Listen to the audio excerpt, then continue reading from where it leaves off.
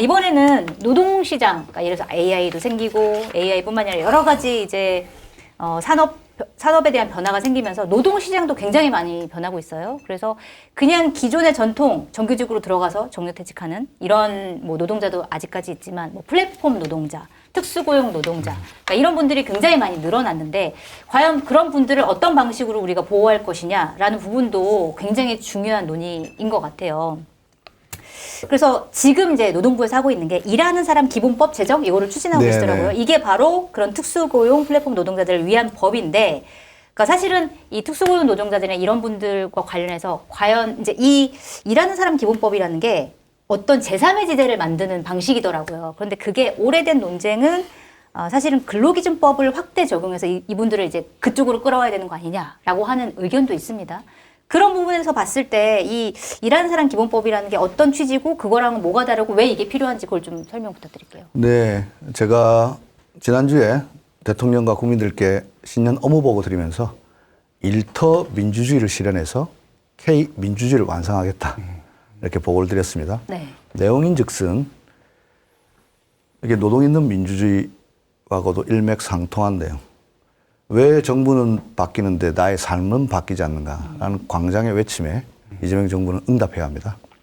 그 중에 하나가 이 위헌 내란 사태를 만약에 극복했다면 헌법적 가치가 다시 우리 모든 생활에 규범이 돼야 하는데요. 헌법 제32조 모든 국민은 일할 권리를 가진다. 33조 노동자가 노동 근로조건 개선을 위해서 노동 상권을 가진다라고 이 헌법적 가치가 왜 일부에게만 적용되는가? 만약 근로자성 인정받는 노동자 수하고 네. 근로자성을 인정받지 못하는 노동자 수가 거의 비등하게 된다면 네. 과연 그걸 일터 현장에서는 위헌 사태가 계속 벌어지고 있는 것 아닌가. 문제의식은 이겁니다. 네. 그랬을 때 이들을 어떻게 보호할 것인가. 기술 변화에 따라서 새로운 형태, 기존의 종속관계를 뛰어넘는 다양한 형태의 일하는 시민들이 출현했습니다. 네. 그들을 어떻게 보호할 것인가가 우리의 중요한 과제인데요. 그 방법은 방금 앵커께서 말씀하신 것처럼 기존의 근로기준법을 더욱더 확장해서 그들을 포섭하는 방법이 있을 것입니다. 네. 만약에 이걸 만들었을 때 우려하는 것은 또 하나의 트랙을 만들어서 또 분절화시키는 것 아니냐. 실패한 사례, 이태리에 그런 사례가 있습니다. 따라서 저희들은 일터 기본법을 비임금 노동자라고 하겠습니다. 기존 종속관계가 아닌. 네. 예를 들어 타인을 위해 노무를 제공하고 임금이든 보수든 그 무엇이든 금전을 받는다면 그들을 보호해야 하는데요. 네. 첫 번째로는 근로자 추정제도 도입합니다. 네. 그렇게 해서 근로자 추정제를 동시에 도입하기 때문에 그런 비판에 대해서 예를 들어서 오분류되는 거라든지 네. 이런 것들은 지금까지 산재도 마찬가지고 근로자도 마찬가지고 얼마 전에 고오 요한나님 MBC에서 안타까운 일이 있었는데 네. 본인이 근로자임을 입증해야 합니다. 네. 직장 내 괴롭힘 당한 것도 억울한데 자기 근로자성을 자기가 입증하라? 이제는 내가 타인을 위해 노무를 종사했고 대가로서 금전을 받았다고 하면 일단 근로자를 추정합니다. 반증은 사용자가 하게. 네. 그러니까 말씀하시는 건 사실 법원에서 근로자성을 인정받기 위해서는 사실은 노동자가 스스로, 근로자가 스스로 그걸 지금까지는 증명을 해야 됐는데 만약에 방금 말씀하신 근로자 추정 제도를 도입을 하게 되면 그걸 사용자가 증명할 수 있도록 만든다라는 말씀이신데 그러면 사실은 이 제도를 근로자 아님을 증명하라고. 그러니까 우리는 이 사람은 우리의 근로자가 아니었어라는 걸 증명하도록 만드는 건데 사실 유럽 같은 경우에는 뭐 입법 지침 이런 걸 통해서 그냥 일단 플랫폼 노동자 같은 경우에는 근로자로 추정한다 이런 식으로 이제 뭔가가 있어요. 근데 그러면 한국에서는 어떤 방식으로 그거를 추정 제도를 도입하게 되는지 좀 구체적으로 설명해 주실 수 있어요? 하나 조금 유럽하고 다른 점은요. 네. 우리 근로기준법은 형법이 있습니다. 형법 처벌 조항이 있습니다. 이게 추정을 가지고 형법을 적용할 건지 조금 어려운 문제 좀 들어갑니다. 이거는. 이게 좀 어려운 문제입니다. 법 체계 자체가 좀 다른 문제이기 때문에. 무죄 추정 원칙인데 이 사람을 근로자로 추정해가지고 이걸 안 하면 일단 형법 적용한다? 이게 좀 법리적으로 다툼이 있습니다. 하여튼 그래서 유럽하고 똑같이 비교할 수 없는 부분도 약간은 있습니다. 그래서 저희들이 일단 그래도 정신은 똑같이 해서 일단 타인을 위해 노무를 제공했고 그의 대가로 금전을 받았다면 일단 근로자로 추정하고 전속성이 없거나 아니다는 건 사용자가 입증하면 됩니다. 네. 반증을 못한다면 그대로 근로자로 근로자로 추정합니다. 인정되는 거고. 네. 반증을 못하면. 네. 산재도 마찬가지입니다. 그걸 그럼 법으로 제정을 하거나 뭘 법 제정을 보충하거나 해야 합니다. 법 제정을 네. 해야 하는군요. 네, 법 제정을 해야 되는데 네. 그런 사회적 대화를 해서 법 제정을 하는 걸 국정과제로 지금 삼고 있습니다. 네. 공덕부처에 출연하는 장군님은 근로자성이 있는 건가요? 저희 대표님한테 입증하라고 할 겁니다. 근데 제가 볼 때는 네. 입증이 쉽지 않을 겁니다. 그래요? 영혼이 자유롭기 때문에. 네. 일을 잘 안 하거든. 근데 이 진지한 이야기 하는데 죄송한데, 네. 야, 노동부 직원들 고생하시겠습니다. 왜요? 아니, 장관님이 저렇게 A부터 Z까지 저렇게 정돈된 상황에서 네. 모든 부분을 깨뚫고 있으면, 네. 야, 일하는 사람들 골치 아프죠, 저렇게 되면. 워낙 이쪽으로 계속 계셨던 분이기 그러니까 때문에. 너무 정리가 잘 돼 있으셔가지고 네. 말씀이 딱 보고 하시는 것처럼 이렇게 이야기가 되니까 네. 속속 들어오네요. 왜 그러세요?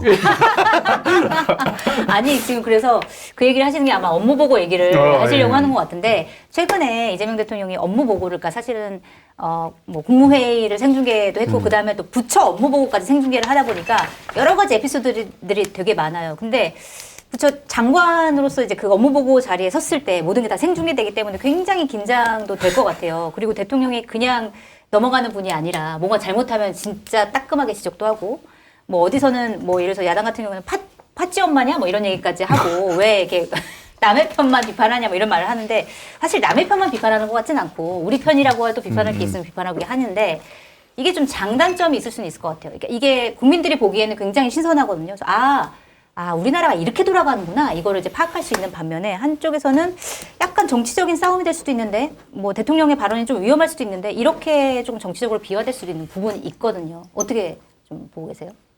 이재명 대통령께서는 그 어떤 정치인보다 구체적인 강론에 네. 디테일에 강하신 분입니다. 네.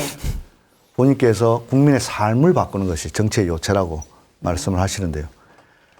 특히 노동 문제만 보자면 담론으로 정년연장 다 동의한다. 뭐 어디로 가야 된다 다 맞는데 그럼 뭐 어떻게 하냐면 어떻게 구체적인 정책에 대해서 승부를 보시려고 하는 분이고 네.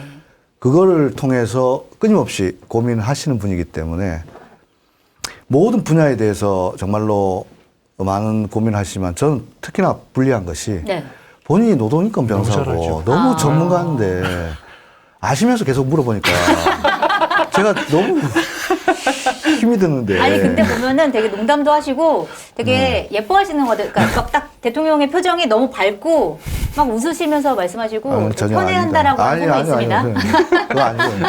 그건 절대 아니고 대통령께서 저는 너무 애정하시고 제어가 아니고 노동에 대해서 정말 진심이시고 네. 대통령하고 나눴던 이야기 중에 세 가지 노동 정책이라는 게 멀리 있는 게 아니고 일터에서 일하는 사람 억울한 일 없어야 됩니다. 제일 억울한 게 뭡니까? 살려고 나간 일터가 죽음의 장이 되는 것 너무나 억울합니다. 네. 일하고 돈 떼이는 거 진짜 억울합니다. 떼인 돈 받아드리겠습니다.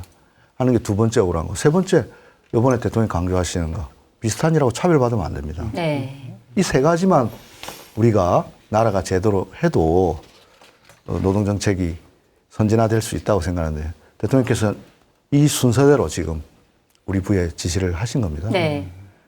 그 대통령의 철학을 잘 받들어서 정말 일터에서 억울한 일 없도록 네. 하는데 최선을 다할 생각입니다. 유독 어깨가 무거워 보이십니다. 근데 확실히 그런 건 있는 것 같아요. 네. 이재명 대통령 본인이 그 이른바 소년공 어릴 때 그 공장 생활하면서 맞기도 많이 맞았고 임금도 많이 떼받고 산재 당해서 뭐 몸도 이렇게 많이 여동생 돌아가셨고 크게 다쳤고 네. 동생 돌아가시고 그래서 이재명 정부에서 제일 힘든 장관이 노동부 장관인 것 같아요. 제가 볼 땐. 네. 그 부분은 제가 이제 대통령마다 자기 주특기가 있지 않습니까? 그래서 노동에 대해서 이재명 대통령이 말씀 많이 하시는 거는 수긍이 돼요, 사실은. 네. 장관님은 좀 힘드시겠지만. 그런데 다른 분야까지 너무 좀 이렇게 깨알처럼 막 얘기하고 네. 인천공항 공사 사장하고 뭐 거의 뭐 말싸움 하듯이 이렇게 하고 또 표현이 저는 좀 거슬리던데 왜냐하면 우리 국민이 어쨌든 대통령 그러면 뭐 나이와 관계없이 나라의 뭐 어르신 뭐 이런 게 있는데 뭐 어디 뭐 나가 놀다 왔냐 그러고 또 뭐라 그랬죠? 말이 먹히십니다. 말이 길다고 그랬고 오늘은 또 뭐 도둑놈 심보 뭐 이런 표현을 맞아요. 썼더라고요. 그래서 이건 좀 곤란하지 않느냐 이런 좀 그런 부담이 있어요. 이게 이제 업무 보고를 공개하는 거는 장단점이 있는 겁니다. 그동안 공개를 안 했기 때문에 공개를 하면서 이제 좀 긴장도 높이고 우리 국민의 알 권리도 충족시켜주고 이런 건 있는데 그 대통령이 애드리브 현장에서 너무 많이 하면서 그 대통령이 뭐 저래 이제 이렇게 짜증을 내는 분들이 벌써 있어요. 그래서 이런 부분은 좀 걱정이 있는 근데 측면이 있습니다.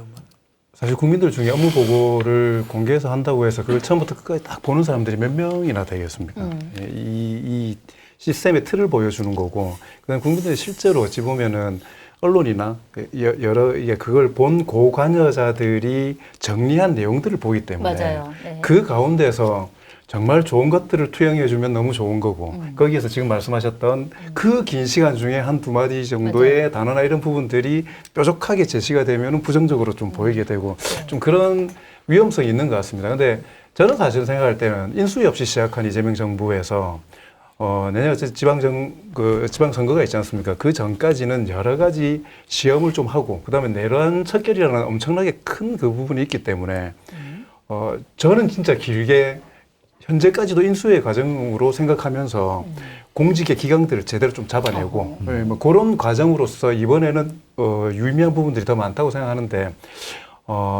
계속 하시진 않았으면 좋겠다는 생각이 사실은 듭니다. 한번 이야기하십시오. 제가요. 안 좋은 역할을 맡기시는군요. 원래 진짜 참모는 쓴소리 하는 사람이 진짜 그러니까. 참모입니다. 이러다가 그냥 내부에서 결정해서 안 하면 제가 해서 한 걸로. 이렇게. 사실은 제가 얘기했습니다. 근데 네. 원래 성남시에 있을 때도 매년 동별로 돌아가면서 다 하셨어요. 그걸 다 해가지고 신년 인사를 하면서 그걸 다 하셨는데 한 3년 지나고 나니까 좀 합치면 안 될까?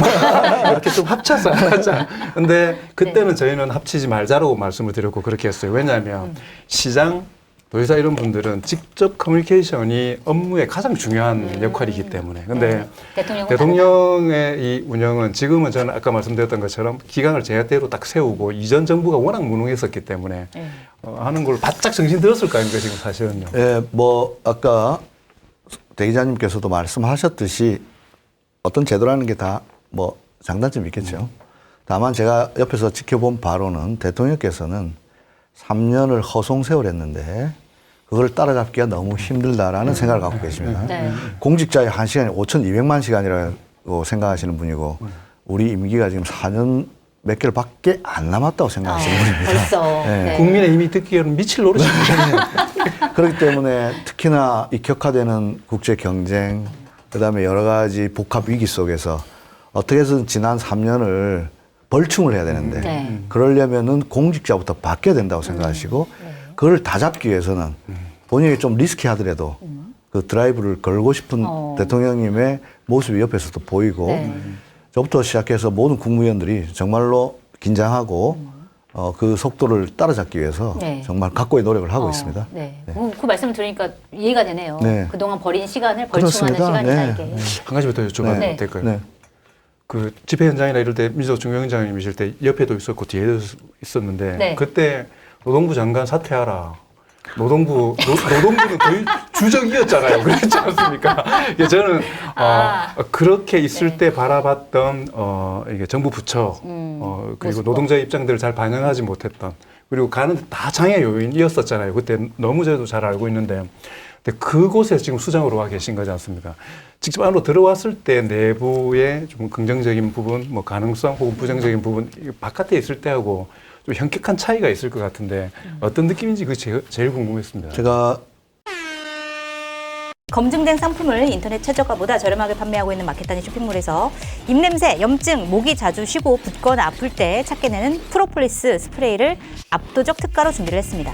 상하제약의 프로폴리스 스프레이 30g 8통 세트가 어디서도 만나기 힘든 가격 28,900원 무료 배송입니다. 꿀벌이 만든 건강 성분 프로폴리스로 구강 건강을 챙겨보시기 바랍니다. 주문 방법은 유튜브 화면 좌측 하단을 클릭하시거나 포털에서 마켓단위를 검색하시면 됩니다. 지명받고 출근 첫 문답에서 서 있는 자리가 달라지면 풍경이 달라진다고 얘기를 했습니다. 그 드라마 송곳에서 나온 나오는 대사죠. 전입니다. 예, 자기가 노조위원장 될지는 몰랐죠.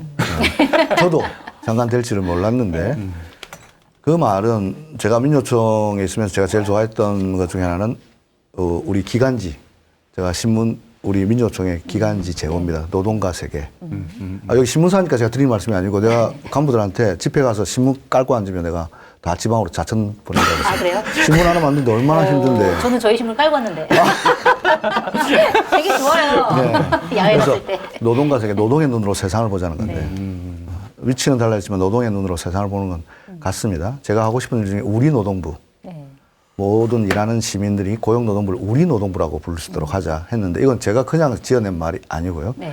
제가 민요총 위원장 됐을 때 첫 번째 장관님은 박재환 장관님이었습니다. MB 정부 때 민요총에 예방을 와서 여러 가지 이야기를 나누다가 제가 장관님한테 노동부가 우리 노동자들한테 우리 노동부라고 불릴 수 있도록 해달라. 네. 이렇게 이야기한 적이 있습니다. 그랬더니 댓글에 우리 장관한테 우리 장관이라고 했다고 그래요? 저한테 댓글이 달리고 했는데 제가 그런 건 아니고요.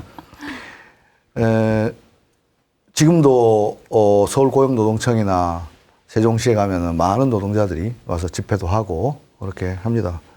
저는 될 수 있으면 그들의 목소리를 듣고 싶고 또 이 자리를 빌어서 말씀드리는 되는 건 되고 안 되는 건 안 되는 겁니다. 네. 저는 노사법치주의 윤석열 정권에서 이야기했는데 노사법치주의의 다른 말은 노사후견주의입니다. 네. 이재명이 해결해라. 김영훈이 해결해라. 보수정부가 들어서면 재계에서 법치를 강조합니다. 예를 들어 노란봉투법도 자율교섭 하는 게 맞습니다. 근데 만약에 자율교섭 하게 됐을 때 네. 재계가 법원으로 끌고 가고 그동안에 도급계약 해지해버리고 엉망진창되면 네. 또 노동부 와서 노동부 해결하라. 이 후견주의입니다. 노사자치주의하고 후견주의, 법치주의 다 인연이 없습니다. 네. 저는 그런 차원에서 노동자들이 김영훈이 해결하라 하는 거는 너무 억울하고 힘이 없으니까 와서 해결해 주길 바라는 마음은 100번, 1000번 이해하고 도움이 돼야 합니다. 하지만 더 큰 거는 시민들하고 더 연대하고 시민들이 여론을 움직이게 하고 그래서 결국 문제 해결을 찾는 자신의 힘들을 더 키워나갈 수 있도록 그런 여건들을 마련해주고 제가 신뢰자산이 없는 곳에서 제도를 아무리 잘 설계해봐도 양쪽으로부터 욕먹게 돼 있는데 네. 신뢰자산을 잘 쌓는데 여기서 말하는 신뢰자산 노정 간의 신뢰도 있지만 노동자과 시민 간의 연대도 네. 신뢰도 잘 쌓아서 노동조합이 우리 사회에 가장 영향력 있는 그런 세력으로 커나갈 수 있도록 네. 되기를 기대합니다. 굉장히 중요한 부분인 것 같습니다. 이 시간 별로 없어서 이거 꼭 여쭤보고 싶은 게 있는데 일테면 장관이 각 분야가 있지만 또 국무위원이시잖아요. 중요한 정무직 정치인입니다. 쉽게 얘기해서. 그래서 여쭤보는 건데 처음에 민주노총 위원장 장관 시켰다 그러니까 이제 보수 농객들이 뭐 반대도 하고 막 그랬는데 지금은 그쪽에 물어봐도 뭐 노동부 장관 잘 하시네 뭐 그런 얘기들을 해요. 제가 개인적으로 아는 사람들. 또 어떤 사람은 이거 부산 사람인 것 같은데 내년에 지방선거 나가면 중요한 그런 얘기도 하고 와, 재밌어집니다. 인물도 좋으시고 그래서 네. 혹시 선출직 저는 이제 비례대표 뭐 후보 출마도 하셨지만 뭐 이렇게 선출직 공직자로 해서 좀 더 정무직 장관 말고 뭐 이렇게 큰 정치인 나설 생각이 있으신지 궁금합니다. 지금 하는 일도 벅찹니다. 가장 전형적인 대답이었습니다. 솔직히 그렇습니다. 알겠습니다. 중요한 질문 마지막에 감사드립니다. 하지만 답변이 이렇게 속 시원한 답변은 아니었던 것으로. 아니 솔직히 지금 하는 일도 솔직히. 너무 네. 벅찹니다. 알겠습니다. 장관님 마지막으로 이제 마무리해야 될 것 같은데 꼭 이 말은 좀 하고 싶다 못하셨던 말씀 있으면 좀 부탁드릴게요. 지난 6개월 돌아보니까 나름 열심히 한다고 했는데 너무 많이 부족합니다.